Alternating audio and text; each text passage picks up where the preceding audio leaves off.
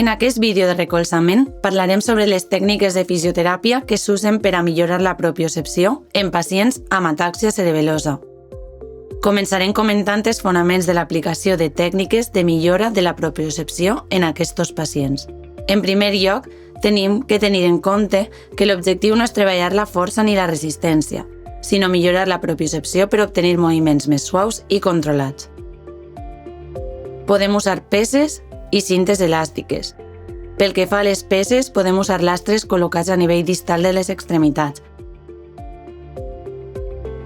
I també podem introduir pesos en un jupetí. Concretament es recomana col·locar-los a nivell umbilical, ja que la seva proximitat al centre de gravetat exercirà funció estabilitzadora. Amb la col·locació de pesos es busca afavorir l'estabilitat per compressió de les articulacions i donar més informació propioceptiva. Tot i que els estudis diferents entre ells sobre la distribució del pes i la quantitat, la recomanació és usar menys del 2% del pes corporal total. D'altra banda, també es poden col·locar cintes elàstiques en els membres superiors i inferiors amb el mateix objectiu.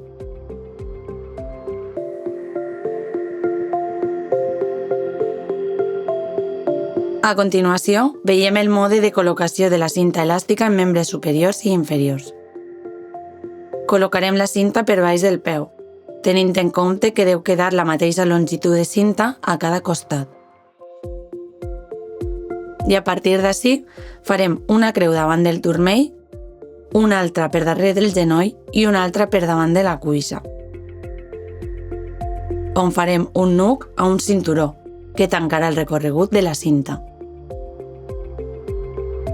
Anem ara a mostrar 3 exercicis amb i sense els materials explicats. El primer exercici és per a membre superior. En aquest exercici el pacient es troba en sedestació amb un panell amb nombres que han de situar-se al seu abast. Presentem l'exercici al pacient i el realitzem de forma assistida. El pacient realitza l'exercici de forma autònoma. Ara realitza el moviment amb un lastre.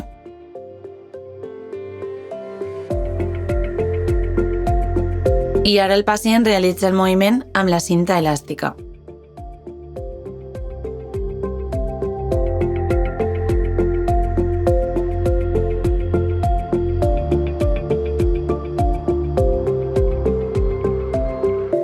El segon exercici és per a membre inferior. Es tracta d'assenyalar amb la punta del peu 3 distàncies que han sigut prèviament assenyalades en el sòl amb cinta tape. En primer lloc, el fisio presenta l'exercici al pacient, qui el realitza de forma assistida.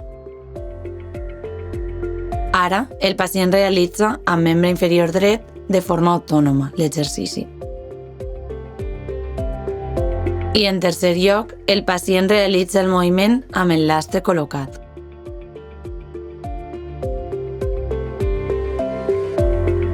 Ara veiem el mateix exercici amb la cinta elàstica. El pacient realitza ara el mateix exercici però amb el membre contralateral, l'esquerre. El tercer exercici és per a la reeducació de la marxa. Primer podem observar els moviments de la marxa sense banda elàstica. A continuació, amb l'ús de la banda elàstica, i és important considerar que l'aplicació d'un element de propiocepció requereix d'un període de familiarització, en el qual el pacient rep i gestiona la nova informació, pel que l'aplicació puntual pot no aportar cap milloria.